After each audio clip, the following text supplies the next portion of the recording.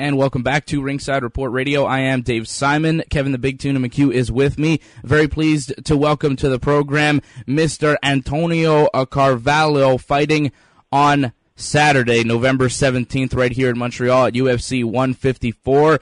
Antonio, 3 weeks away now from the big fight. How are you feeling? I'm feeling good. Everything's going well. If I'm not ready now, then I guess I wouldn't be ready at all. So good to go, ready to fight. Now, of course, this fight taking place in Canada, and I was taking a look at your record earlier, and I noticed that you're actually undefeated in Canada, 8-0 in your home country, and 3-0 here in Montreal. So does that give you any extra confidence knowing that, hey, you're undefeated at home? Sure. I mean, I think any time I get a chance to fight at home, it's an advantage. So, it's up to me to do the work and make sure that I'm ready to fight and prepared. And I certainly plan on staying undefeated, come November 17th. And as far as Rodrigo Damm, obviously he's a jiu-jitsu black belt. He's a guy that likes to win mostly via submission. Do you think that's the most dangerous part of his game? Well, what do you think about his overall MMA game? I think he's evolving. I think he's got more than just the submissions. I mean, obviously his jiu-jitsu pedigree is very good. He is a black belt, as you said, and I think he's won a few championships in his time while he's competing in jiu-jitsu. And, recently even his striking has gotten a little bit better. Like he's hitting a lot harder, and he's certainly a dangerous guy, and he's dropping a weight class on top of that. And I think the featherweight division is a good fit for him. Before he was a lightweight, he may be a bit undersized, but as a featherweight, he seems to be very powerful, and I think this is definitely his weight class. And I'll probably have to look out for everything, but I've prepared for everything. I mean, he also has a bit of a wrestling background in Brazil as well, so he's got decent takedowns and hits hard. So I have to watch for everything. I have to make sure I close off all these little gaps, and make sure that I don't make any mistakes and make sure I can execute my game plan. Fighting at featherweight for a while now, do you think it gives you an advantage over them, even though he's dropping a weight class, as he had some difficulty on the season of The Ultimate Fighter with that weight cut, as it seemed to be strenuous on his body? Yeah, I mean, this is my weight class. I've been here since the beginning, so I'm comfortable here. He seemed to not have too much of a problem, I guess, last time he fought in Brazil in the finale there. He had that one fight.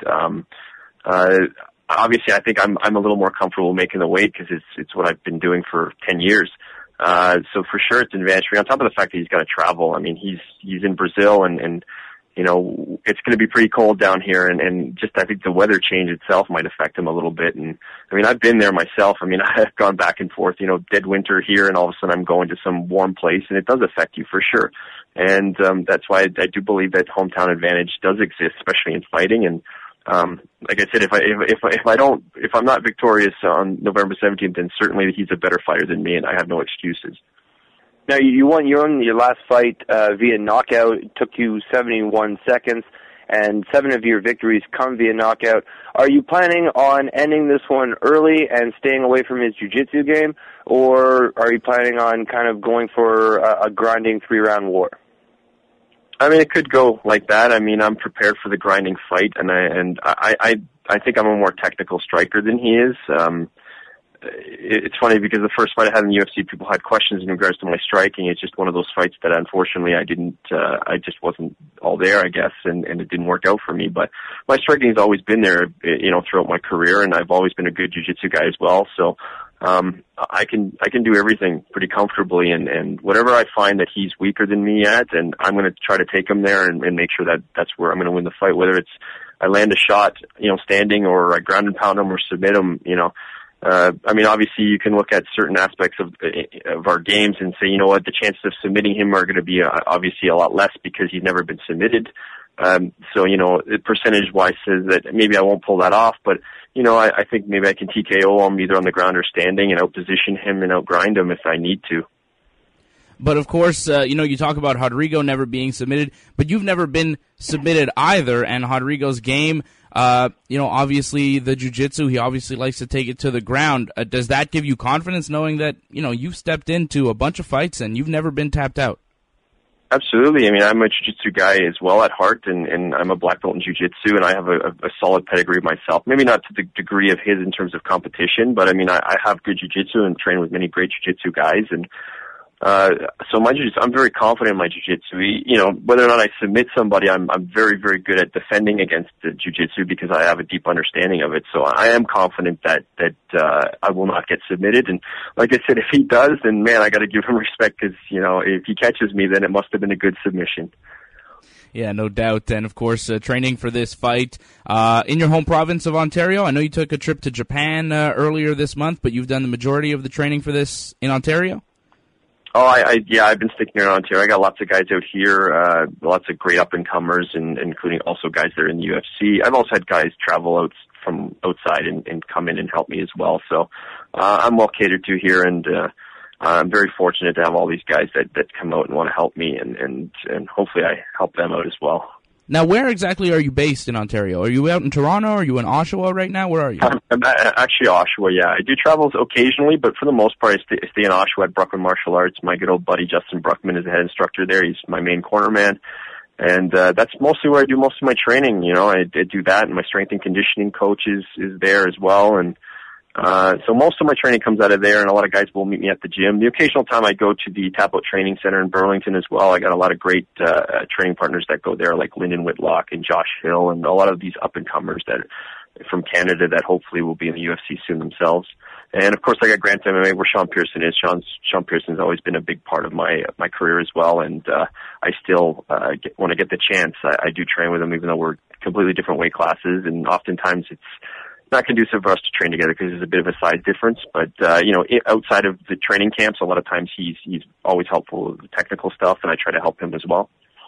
And as far as where you're located, obviously a big storm hitting across everywhere. I know it hit Ontario a lot harder than it hit us here in Quebec. Are you all right? How did the storm treat you? Well, you know, there's the rain, there's a lot of wind, but certainly we didn't get the worst of it. I think the worst was definitely in Toronto. Oshawa, we kind of got, you know, I saw a few trees, you know, that came down, but other than that, you know, my shed was still intact in my backyard, so that was good. But yeah, we definitely didn't get hit hard out here. Antonio, in your last fight, you came out to Bret the Hitman Hart's theme music. And as a Canadian growing up, you were probably a big Bret Hart fan. When did you make the transition from pro wrestling fan to mixed martial arts fan to fighter? I think like most guys, I mean, besides the whole watching martial arts movies as a kid, you know, Bruce Lee, Jean-Claude Van Damme, you know, pro wrestling was kind of in that similar vein. I mean, they basically would act out what we wanted to be. Like, they were just larger than life heroes and big, strong, powerful, and all that stuff that you want to be as a child. You want to be the same way, and certainly Bret Hart, as I was growing up, was one of those guys. And as soon as I found out I was fighting in Calgary, that was the first thing that popped into my head. I was like, man, I wish I could just, you know, get in contact with him and let him know how much he meant to me when he was a kid, and especially when he was big up Canada at the time, you know, and for me that was a big deal. And I managed to get in contact with him and told him my story, and he listened, and next thing you know, we started talking, and next thing you know, he met me there, and, you know, we did have an idea to come out together, but I think he ended up with Nick Ring instead. But, you know, I to honor him and honor his family and all the work that he put in for his craft, I